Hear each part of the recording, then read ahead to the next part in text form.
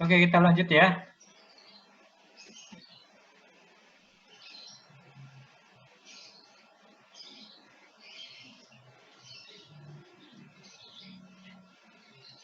Nah, sekarang kita cerita tentang opini ya, yang tadi ditanyakan oleh siapa? Kezia.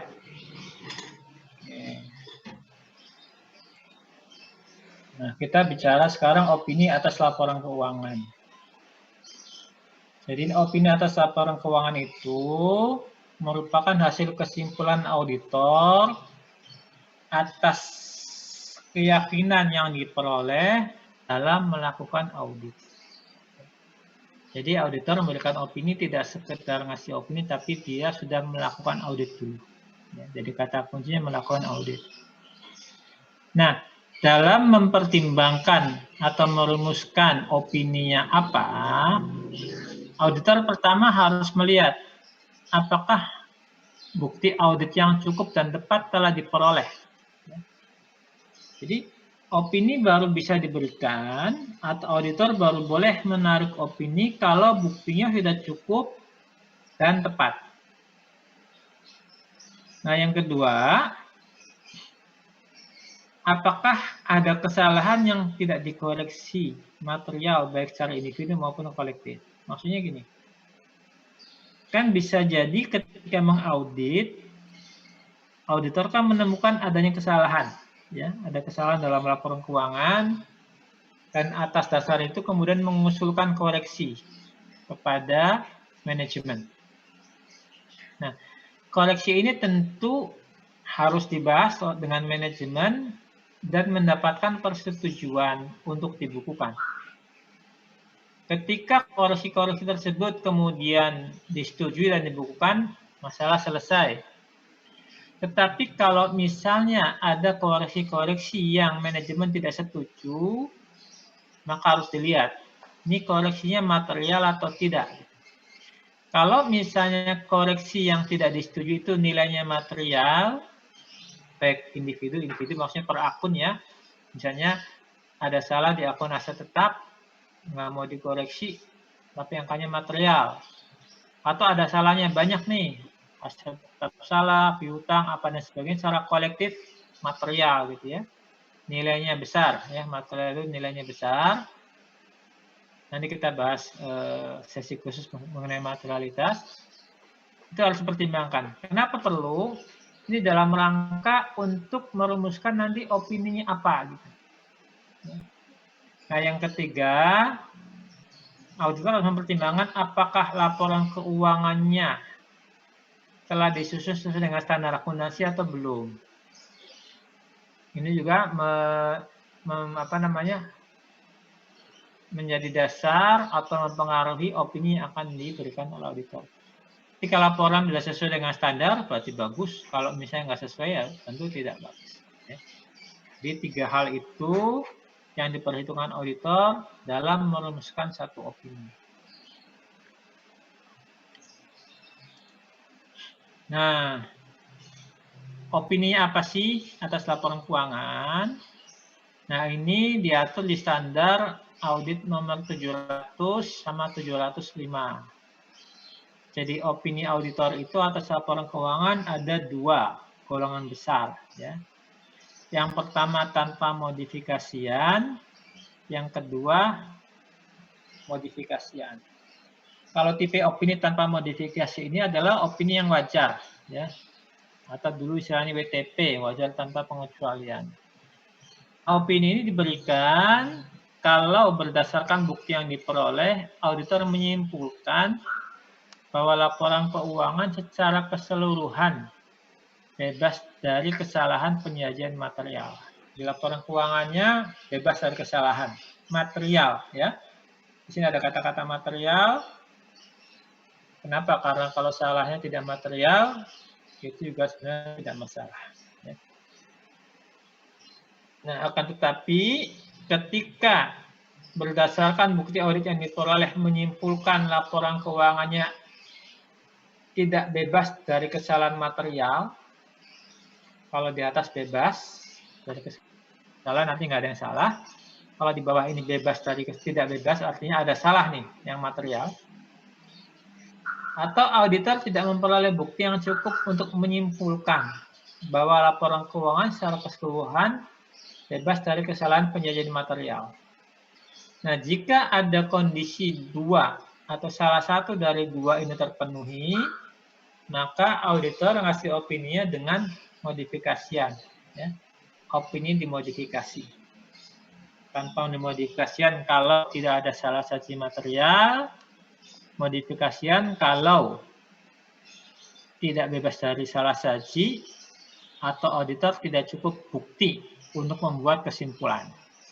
Nah, jadi diingat-ingat penyebabnya modifikasian dua hal itu. Jadi salah satu dari dua itu terpenuhi, maka opininya harus modifikasian. Modifikasian itu apa sih opininya? Nah, modifikasian itu opininya ada tiga. Ya. Ada wajar dengan pengecualian, qualified, atau kalau dulu pernah dengar WDP, ya. Kalau di BP kan disebutnya WDP, wajar dengan pengecualian. Ada tidak wajar, ada tidak menyatakan pendapat. Nah, suatu opini wajar dengan pengecualian diberikan kalau auditor menyimpulkan terdapat salah saji yang tidak pervasif. Ya, tadi penyebab salah modifikasi kan kalau ada salah saji material.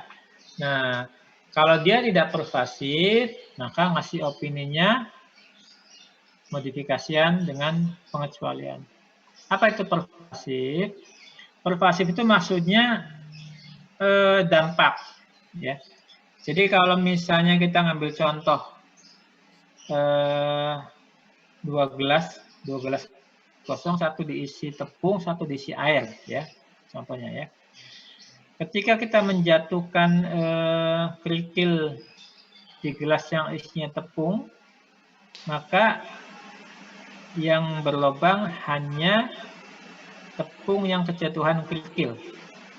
Nah, itu artinya tidak pervasif. Jadi kita bisa melokalisir, oh berarti yang kejatuhan tepung yang sebelah sini saja yang kelihatan bolong misalnya gitu ya. Tapi kalau kita menjatuhkan pewarna pada segelas air, kemudian air itu berubah warna, nah itu namanya pervasif. Jadi kalau pervasif itu dampaknya sudah kemana-mana tuh, nggak bisa dilokalisir. Kalau tidak pervasif bisa dilokalisir, misalnya di akun aset tetap saja atau akun apapun gitu ya. Nah, itu pervasif, tidak pervasif. Kalau misalnya kesalahannya bisa dilokalisir di satu akun atau kelompok akun, maka opininya wajar dengan pengecualian pada akun tersebut. Tapi kalau misalnya kayak tadi nih, salahnya di mana-mana, ada di aset ada, piutang ada, persediaan ada, semuanya ada atau pervasif, maka opininya harus tidak wajar. Jadi laporan keuangan tidak wajar. Nah, kita juga harus memberikan opini dengan pengecualian kalau misalnya tidak memperoleh bukti audit yang cukup, tapi kemungkinan dampaknya tidak pervasif gitu ya. Misalnya gini, kita ngaudit tapi tidak memperoleh bukti tentang pembelian aset tetap misalnya gitu ya. Nggak dapat bukti sama sekali. Asetnya ada gitu ya. Di buku ada, fisik ada, tapi kita nggak ada bukti. Kan berarti kita nggak bisa menyimpulkan nih, benar nggak sih aset itu milik perusahaan. Kita tidak cukup bukti nih untuk atas aset tetap. Tapi kita tahu bahwa yang tidak cukup buktinya itu cuma di aset tetap saja, tidak pervasif, tidak kemana-mana. Gitu. Nah, itu juga kita boleh memberikan opini dengan pengecualian. Tetapi kalau misalnya kita tidak memperoleh bukti yang cukupnya itu pervasif semuanya gitu ya, aset tetapnya nggak jelas, ini nggak jelas, piutang nggak jelas, maka opininya auditor tidak boleh menyatakan opini atau disclaimer ya. Opini harus disclaimer. Jadi laporan tidak menyatakan pendapat diberikan apabila auditor tidak memperoleh bukti yang cukup dan tepat yang mendasari opini Dan kemungkinan dampaknya itu bersifat pervasif. Dampaknya kemana-mana, nggak bisa dilokalisir. Nah, itu disclaimer. Kalau misalnya nggak dapat bukti, tapi dampaknya bisa dilokalisir, itu bisa wajar dengan pengecualian. Oke. Nah, dalam opini juga dimungkinkan menambahkan satu paragraf. Ya. Jadi opini itu sudah ada dasar paragrafnya, sudah diatur oleh standar. Nah, auditor bisa menambahkan paragraf setelah opini, ya, tambahan paragraf pada opini. Ini diatur di standar audit 706. Tempatnya setelah opini. Nah, ada dua hal nih. Ada paragraf mengenai penekanan satu hal. Ya, nah, ada juga yang paragraf hal lain. Paragraf penekanan pada satu hal ini adalah paragraf dalam laporan auditor independen yang mengacu pada sesuatu yang sudah diungkapkan dalam laporan keuangan.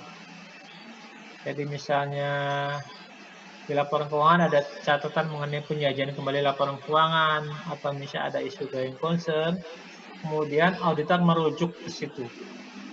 Nah, itu masuk namanya kelompok penekanan satu hal. Nah, kalau misalnya auditor perlu menambahkan paragraf dalam laporannya sesuatu yang tidak berkaitan dengan yang diungkapkan dalam laporan keuangan, namanya hal lain. Contohnya misalnya auditor tahun sebelumnya. Jadi kalau misalnya tahun ini saya ngaudit, tahun sebelumnya diaudit oleh orang lain, maka saya menambahkan paragraf nih hal lain namanya, yang mengatakan bahwa laporan keuangan tahun sebelumnya diaudit oleh auditor lain, opininya apa. Ya. Jadi tambahan paragraf ada dua, penekanan pada satu hal dan hal lain. Penekanan satu hal berhubungan dengan apa yang sudah diungkapkan dalam laporan keuangan, hal lain apa yang selain diungkapkan dalam laporan keuangan. Oke, materinya habis. Silakan kalau ada yang mau bertanya mengenai opini. Izin bertanya, Pak. Ya, silakan. Mau bertanya, Pak. Misalnya opini terdapat perbedaan antara auditor internal dan eksternal. Nah, dari sisi perusahaan itu apa yang harus dilakukan sebaiknya, Pak? Oke. Terima kasih, Pak. Yang perlu dipahami adalah auditor internal tidak memberikan opini. Ya. Yang boleh ngasih opini adalah auditor eksternal. Kenapa? Karena auditor internal itu bagian dari manajemen. Dia tidak memenuhi syarat sebagai independen. Adapun auditor eksternal, dia tetap akan menggunakan hasil laporan dari audit internal dalam rangka membuat perencanaan audit. Ya. Jadi kalau dikatakan apa yang dilakukan, yang nggak perlu dilakukan karena auditor internal tidak memberikan opini. Gitu, Mas. Oke, Pak. Makasih, Pak. Silakan yang lain. Izin bertanya. Ya, silakan dulu nih. Fuad atau Hana dulu? Fuad dulu ya. Oke. Oke, ya. Fuad, Hana, Sabila, silakan. Terkait hal lain dalam tambahan paragraf pada opini itu, Pak.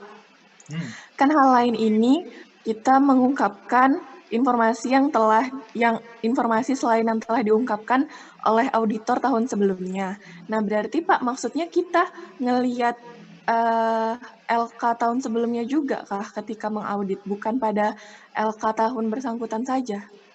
Oh, baik, pertanyaan yang bagus. Jadi gini, kalau misalnya kita ngaudit laporan keuangan, katakan tahun 2019 nih kita audit, kemudian tahun lalunya itu diaudit oleh KAP lain, maka auditor sekarang wajib berkomunikasi dengan auditor sebelumnya dan mereview kertas kerjanya dalam rangka memperoleh pemahaman.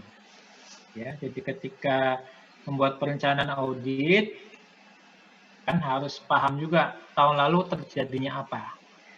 Tapi bukan bermaksud kemudian mengutak-atik apa yang sudah diaudit. Ya, yang sudah diaudit mah udah aja diaudit selesai itu kan. Tapi auditor sekarang perlu tahu tahun lalu ada isu apa. Supaya apa? Supaya ketika audit sekarang kita bisa fokus. Dan standar mengharuskan kita berkomunikasi sama auditor pengganti. Makanya kalau misalnya sebagai auditor pengganti, kita harus menjelaskan di paragraf tambahan bahwa laporan tahun lalu diperiksa oleh auditor lain. Tujuannya apa? Supaya membaca tahu gitu loh. Membaca tahu bahwa kalau ada apa-apa terhadap laporan keuangan tahun sebelumnya, tanyanya bukan ke kita yang audit tahun sekarang, tapi ke auditor tahun yang lalu. Gitu. Baik Pak, terima kasih. Silakan. Yang lain. Baik Pak, izin Ana. bertanya. Kalau misalkan ada tipe opini yang modifikasian ya Pak. Nah, setelah kalau misalnya perusahaan itu dapat tipe opini yang modifikasian gitu tuh bakal selanjutnya tuh bakal direvisi lagi nggak sama perusahaan terkait laporan keuangannya? Atau gimana Pak? Ketika opini atas laporan keuangan itu modifikasian, ya misalnya kualifikasi dasar tetap. Nah, auditor biasanya menyebutkan tuh, menguraikan apa sih salahnya manajemen sehingga auditor ngasih opini. Gitu ya. Nah, kesalahan itu kemudian terserah ke manajemen. Kalau misalnya tahun berikutnya manajemen memperbaiki kesalahan itu, berarti tahun depan opininya bisa wajar. Tetapi kalau misalnya manajemen tidak juga memperbaiki laporan keuangan pada tahun berikutnya, berarti opini tetap kualifikasi.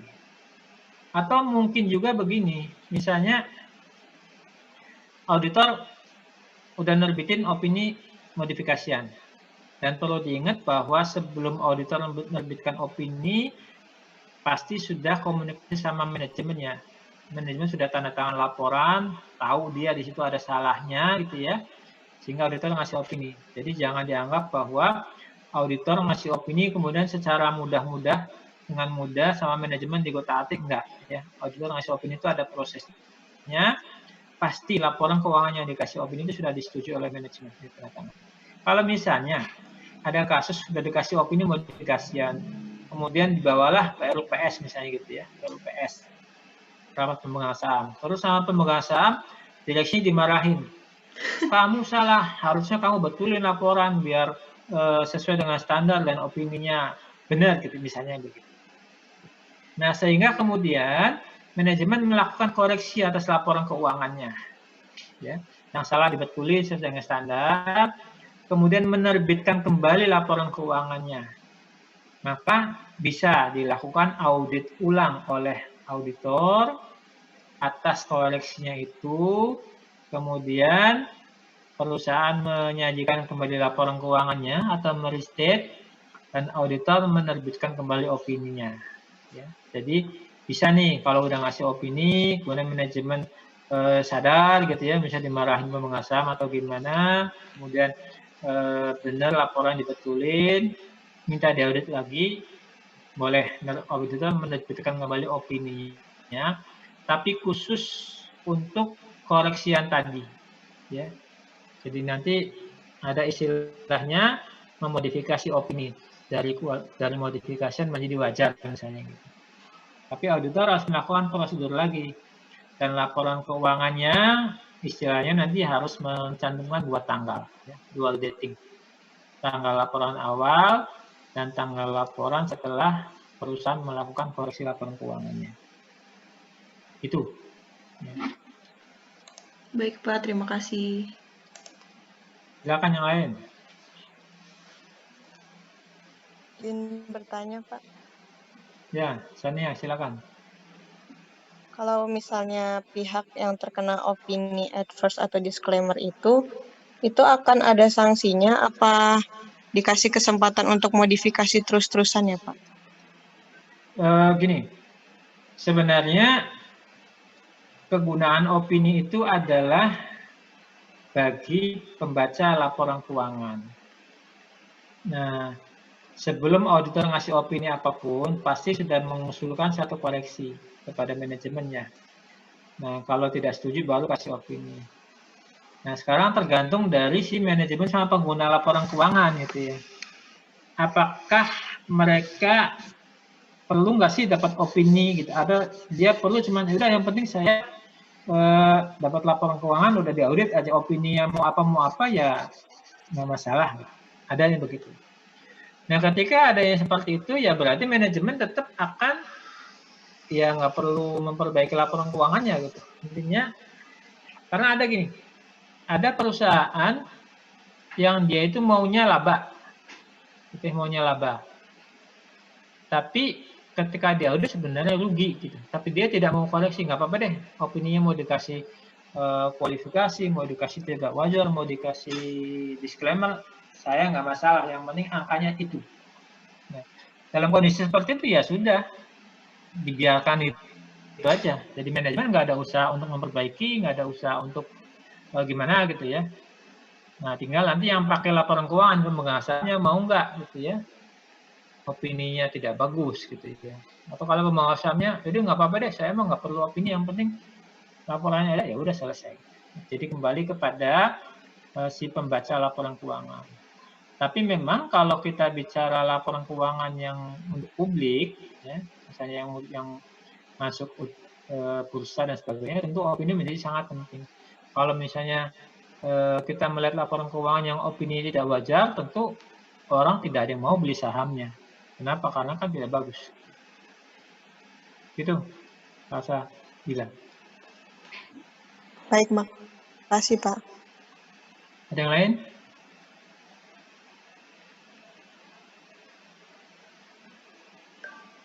Silakan, masih ada waktu.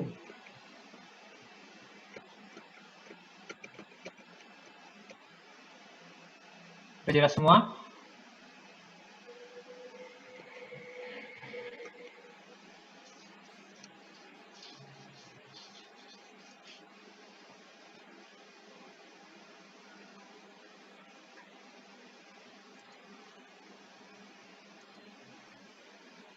Izin bertanya, Pak.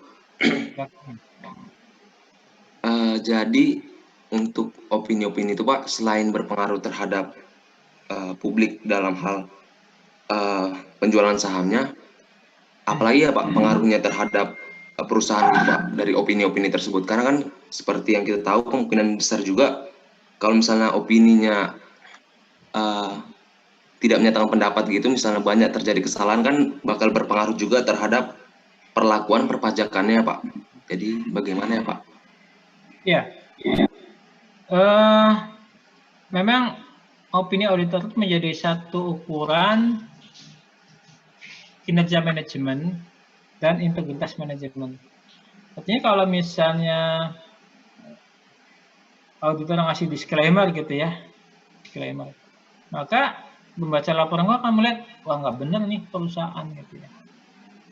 Dan biasanya nih kalau perusahaan yang opini disclaimer itu lapor ke pajaknya bilangnya yang dilaporkan adalah laporan keuangan yang tidak diaudit biasanya.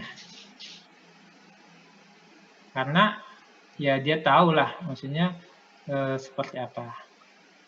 Nah, tinggal nanti bagaimana si pengguna. Kalau pengguna laporan hanya pemegang saham yang perusahaan tertutup gitu ya, ya mungkin dia tidak peduli dengan opini, yang penting perusahaannya jalan, ada untungnya misalnya gitu ya. Tapi kalau misalnya perusahaan yang sifatnya publik, orang jadi nggak percaya, wah ini disclaimer berarti laporan keuangan nggak bisa dipercaya dong, harga sahamnya juga mungkin nanti akan anjlok dan sebagainya. Jadi tergantung kembali pada si pengguna.